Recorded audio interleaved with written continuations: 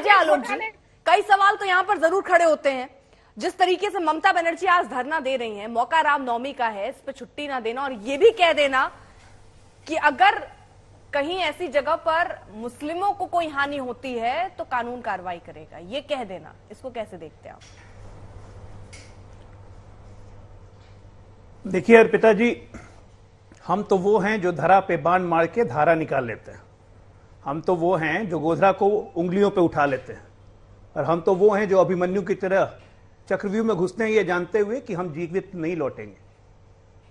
हम राम की औलाद हैं, हम हिंदू हैं और आज रामनवमी है, इसलिए हर हिंदू को रामनवमी मनाने का हक है। आपको भी रामनवमी की, पूरे देश को रामनवमी की बहुत बहुत बधाई। जहां तक रही ममता दीदी राजनीतिक प्रश्न, आपने प्रश्न पूछा है, तो इस राजनीतिक प्रश्न की पृष्ठभूमि आज से 7 दिन पहले लिख दी गई थी, जब अनाउंस किया गया था टीएमसी के द्वारा, ये जानते हुए कि 30 तारीख को रामनवमी है, तब भी 29 और 30 को वो धरने पर बैठेंगी। तुष्टीकरण मैं इसलिए कहूंगा क्योंकि आज तक किसी ताजिया के जुलूस पे ममता दीदी ने यह नहीं कहा कि ताजिया का जुलूस अगर हिंदुओं पे हमला करेगा तो मैं उसे छोड़ूंगी नहीं। लेकिन आज उन्हें यह कहने की जरूरत पड़ गई कि मुझे रामनवमी के जुलूस से दिक्कत नहीं है, लेकिन जुलूस अगर किसी मुस्लिम पे हमला करेगा या मुस्लिम बस्ती पे हमला करेगा तो मैं उसे छोड़ूंगी नहीं। इसको कहते हैं तुष्टीकरण। आप इतिहास उठा के देखिए पिताजी, आज तक रामनवमी के जुलूस में भारत ने कभी भी किसी भी मुस्लिम, सिख या किसी पे हमला नहीं किया है। और राम के शस्त्रों के साथ ही रामनवमी का जुलूस निकलता है। हनुमान के आइडल बना के हम लोग रामनवमी का जुलूस निकालते हैं, लेकिन आज तक हमला रामनवमी के जुलूस ने किसी पे नहीं किया। लेकिन रामनवमी के जुलूस पे पथराव तो हमेशा हो जाते हैं। आज ही देख लीजिए आप, संभाजी नगर हो चाहे गुजरात हो, दिल्ली में रामनवमी के जुलूस को सीमित कर दिया गया, किसी 400 मीटर के एरिया में कीजिएगा। तो ये क्यों? हम हिंदुओं का देश ये भारत है, पूरे भारतीयों का देश ये भारत है। उसमें हिंदू हैं, मुसलमान हैं, सिख हैं, किसी को हम तो मना नहीं करते। सिख कृपान रखते हैं, निहंग अपने तलवार अपने साथ में रखते हैं। क्या हमने मना किया कि तलवार लेके मत घूमिए या तलवार लेके जुलूस मत निकालिए? तो ये सब धर्मों के जुलूस निकलते हैं। ताजिया पे आज तक किसी हिंदू ने पथराव किया, किसी हिंदू बस्ती ने हमला किया? तो ये रामनवमी के जुलूस में ही क्यों हमला? ये उकसाने की प्रवृत्ति है। ये उकसाने की प्रवृत्ति राजनेताओं द्वारा की जाती है जो तुष्टीकरण की राजनीति को प्रमोट करते हैं। लेकिन ये अब भूल रहे हैं कि देश बदल रहा है, अब ये नहीं चलेगा। आप ठीक है, रामनवमी के दिन आपने छुट्टी नहीं की, देश का संसद बंद हो सकता है, लेकिन पश्चिम बंगाल की सरकार रामनवमी के दिन छुट्टी नहीं देगी। बहुत अच्छी बात है, मत दीजिए। लेकिन आप तो काम करती हैं, आप भी धरने पर बैठ गई।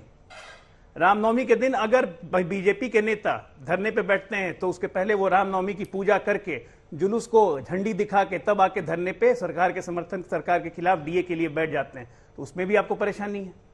सवाल इस बात का है कि आपको हिंदू होने का गर्व नहीं है, ना हो, लेकिन देश के 100 करोड़ लोगों को हिंदू होने का गर्व है और हम रामनवमी मनाएंगे, शांतिपूर्वक मनाते आए हैं, शांतिपूर्वक मनाएंगे। लेकिन कोई रामनवमी के जुलूस पे अगर हमला करता है, पत्थरबाजी करता है, स्थानीय प्रशासन की जिम्मेदारी है इसको रोकने की। ठीक है। मनोजीत मंडल भी इस वक्त हमारे साथ जुड़ चुके हैं राजनीतिक विश्लेषक के तौर पर। मनोजीत मंडल, आपकी भी एक प्रतिक्रिया मैं ले लेती हूँ, उसके बाद जोई कुछ कहना चाह रही हैं। आर्य जोई, मनोजीत मंडल। इस देश में अगर कोई धर्म के नाम पे धप्पा हो तो वो है भारतीय जनता पार्टी। ये लोग हिंदू धर्म को नहीं मानते हैं, राम जी को नहीं मानते हैं। ये लोग मानते हैं तो राजनीतिकरण करते हैं धर्म के से, उनके अपनी फायदा मानते। मैं आपको एग्जांपल देकर रहा हूं, बात साफ बात कर रहे हैं काम के। अरे राम, लॉर्ड राम रहे सबसे अच्छा काम के सिंबल। काम करो, राम राज्य बनाओ, छुट्टी की क्या जरूरत है? आप लोग छुट्टी बनाते हो, छुट्टी मना के घर में मौज करते हो, मस्ती करते हो और राम के नाम पे राम पीते हो, कुछ नहीं करते हो। या धप्पा हो बड़े, सबसे बड़ा, मैं एक गर्व से कहा, गर्व के साथ कहते हो, विवेकानंद की बात करते हैं, स्वामी विवेकानंद, रामकृष्ण परमहंस की बात करते हैं, लेकिन मानते नहीं है। ये लोग मानते थे कि धर्म हो के एक आधार जिसमें हम सबको धारण करें, यह है धर्म इन लोगों के लिए। लेकिन ये लोग तो बिल्कुल मना के किसी एक धर्म के आधार पर देश को बांट रहे हैं, चाहे वो हिंदू हो, चाहे मुसलमान हो, चाहे और कोई दूसरा धर्म हो। ये बीजेपी में फिर भी कह रहा हूं, बीजेपी आज देश के धर्म के नाम पे सबसे बड़ा धप्पा है। इन लोगों के लिए काम नहीं है, धर्म के लिए सिर्फ राजनीति है और सत्ता है। सत्ता के लिए कुछ भी करो, अरे काम करो, काम करके देश के डेवलपमेंट, राम का मतलब है डेवलपमेंट, डेवलपमेंट एंड डेवलपमेंट। आज की गैस के प्राइस है 1200 रुपया, पेट्रोल के प्राइस है 110 रुपया। आप देखिए समझा रहे हैं कि राम का मतलब क्या है। ये राम राज्य चाह रही हूँ अल्लाह का मतलब क्या हुआ? राम राज्य का ये डेवलपमेंट का निदर्शन है। पहले काम करो, उसके बाद राम के नाम ठीक है राम को मनोजीत पूजा जी, करो। आपने कहा राम के नाम पर काम भी करो, करते छुट्टी हैं। मत लो। आपने कहा राम के नाम पर काम करो, छुट्टी मत लो, तो ईद पर भी फिर काम करो कि उस दिन छुट्टी ले लो।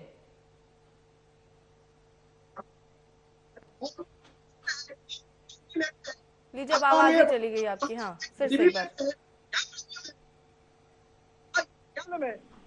नहीं, जरा फिर से रिपीट कीजिएगा, क्या बोल रहे हैं आप? नहीं, अरे आपकी आवाज ही नहीं आई, मैं तो चाह रही हूँ सुनना। हाँ, नेताजी सुभाष चंद्र के बोस 23 जनवरी में छुट्टी देते हो आप लोग? नहीं देते हो ना। हाँ, राम जितना लॉर्ड राम थे, नेताजी सुभाष के हम लोगों के लिए वे राम थे, बड़े भैया के तरफ थे, देश के लिए आपने बलिदान दिया। आप छुट्टी देते हो? 23 जनवरी क्यों छुट्टी नहीं देते हो? क्यों नहीं देते हो? क्योंकि आप अगेन फिर भी कह रहे हो, नेताजी को मानते हो, बोलते हो मुंह में, लेकिन काम पे नहीं करते हो। क्यों छुट्टी नहीं देते हो? नेशनल हॉलिडे डिक्लेयर कीजिए। 2 अक्टूबर अगर नेशनल हॉलिडे होगा तो नेताजी सुभाष चंद्र बोस 23 क्यों नहीं होगा? आप बोलते हो यानी हर चीज पे पुनर्विचार होना चाहिए मनोजीत जी, है ना?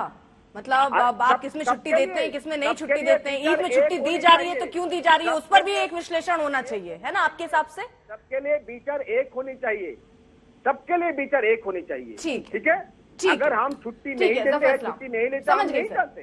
ठीक है, जफर इस्लाम। आ रही हो जी, आ रही हो। देखिए, जिस तरह की बातें ये मनोजीत जी जो कर रहे हैं मंडल साहब, उससे आप साफ साफ समझ सकते हैं कि इनकी तुष्टीकरण की पॉलिसी को इंडोर्स करने वाली बात कर रहे हैं।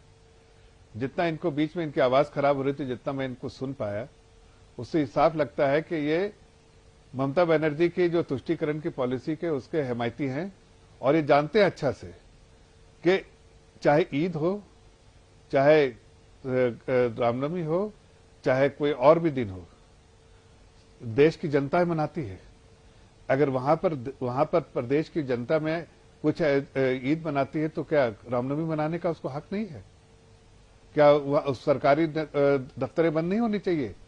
अगर देश का सांसद बंद है, सभी सारे संस्था बंद है, तो क्या वहां पर वेस्ट बंगाल में नहीं होना चाहिए?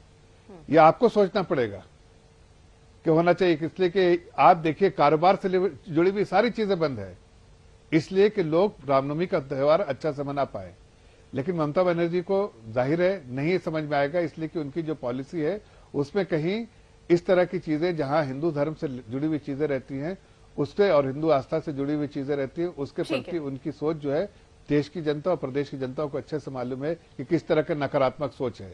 अब बात रही, देखिए इनकी जो सुभाष चंद्र बोस की जो के बारे में बात कर रहे हैं, अगर आप इतिहास खंगाल के देखिए ना, किसने काम किया है, किस सरकार ने इतनी जो उनको मान सम्मान देने का काम किस सरकार ने किया है? ठीक है, सिर्फ नरेंद्र मोदी जी की सरकार ने किया है। हर तरह से अगर जो मान सम्मान देने का काम जो है, मैं बस जानना चाह रही हूँ, उसको अन्यथा मत लीजिएगा, मैं बहुत छोटी सी चीज, एक चीज समझना और जानना चाह रही हूँ। यहाँ पर रामनवमी के मौके पर 10,000 जगह पर आपने ये शोभा यात्रा निकाली है, 1 करोड़ लोग सड़कों पर आए हैं आज रामनवमी के मौके पर, यानी ये प्लानिंग है। आप कह रहे हैं कि ममता बनर्जी तुष्टीकरण करती है, बीजेपी तो सबको साथ लेकर चलती है, तो आगे ईद के मौके पर, ताजिया के मौके पर भी बीजेपी की ये रणनीति रहेगी पश्चिम बंगाल में, हम देखेंगे आगे? हमने कभी किसी समुदाय को रोका ही नहीं। अरे रोका नहीं, आगे बढ़कर सर आप यहाँ पर रोक थोड़ी रहे हैं, यहाँ पर तो आगे बढ़कर आप 2-1 कदम और बढ़ा रहे हैं ना। आप कह रहे हैं लोग नहीं मना पाते, हम उनके लिए एक प्लेटफॉर्म दे देते हैं कि चलिए आइए आप रामनवमी मनाइए, तो ऐसे ईद मनाइए, इसके हम तो कह रहे हैं आपसे खुल के, नहीं हम तो खुल के कह रहे हैं आपको, नहीं कि हमने यहाँ पर नहीं, वेस्ट बंगाल में ईद मनाने में हमने कोई चर्चा की या खासियत होती है जिससे सवाल पूछा जाए उसी को बोलना चाहिए। सर आप एकदम शांत रहिए, आ रही हूँ मैं, अपनी बारी में अपनी बात करिएगा सर, ऐसे चीखा चली थोड़ी, हम लोग नुक्कड़ सभा थोड़ी लगा रहे हैं सर, डिबेट और चर्चा चल रही है सर।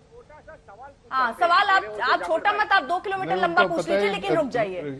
जूही जी आप अपनी बात, ठीक है जफर जी आपकी बात कंप्लीट हो गई, जूही जी कुछ कहना चाह रहे हैं, ठीक है? पूछना चाहूंगी अर्पिता जी, बंगाल में हिंदू धर्म जैसे मनाया जाता है उससे आप यूपी बिहार का अगर तुलना करेंगे तो थोड़ा डिफरेंट है। हमारे यहाँ पर राम जी का पूजा जितना होता है उससे ज्यादा पूजा होता है माँ दुर्गा, माँ काली का पूजा होता है। हम लोग माँ दुर्गा का जब पूजा होता है, दुर्गा पूजा में बंगाल गवर्नमेंट 6 दिन का छुट्टी देते हैं। सारे भारतवर्ष में कितने दिन का छुट्टी मिलता है दुर्गा पूजा में, हमको एक बार पूछना चाहिए। ये हिंदू धर्म के जो प्रवक्ता यहाँ पर बैठे हैं, इतने दावेदारी करते हैं हिंदू धर्म के, कितने छुट्टी मिलते हैं काली पूजा में? अगर आप देखेंगे हमारे बंगाल से 3 बड़े महान देशभक्त, क्या बोलेंगे, देश के जो 3 प्राइम जिनको हम बोलते हैं, जो रविंद्रनाथ टैगोर जी के जन्मदिन में क्या छुट्टी देते हैं भारत सरकार? जिन्होंने नेशनल एंथम लिखा है। आज नेताजी सुभाष चंद्र बोस, जिन्होंने देश को एक आजादी का नया दिशा दिखाया था, क्या उनके जन्मदिन में छुट्टी देते हैं भारत सरकार? क्या स्वामी विवेकानंद जी के जन्मदिन 12 जनवरी मैं जरा जवाब देता हूँ। नेशनल छुट्टी मानते हैं भारत सरकार? नहीं मानते हैं। मैं जवाब देता हूँ। बंगाल के लिए काम किया है, जो बंगाल की संस्कृति है, जो बंगाल के कल्चर है, अरे मैं आपका बातों का जवाब देता हूँ। वही छुट्टी ममता बनर्जी देती है। तो जरूरी नहीं है कि हर फेस्टिवल में छुट्टी मिले।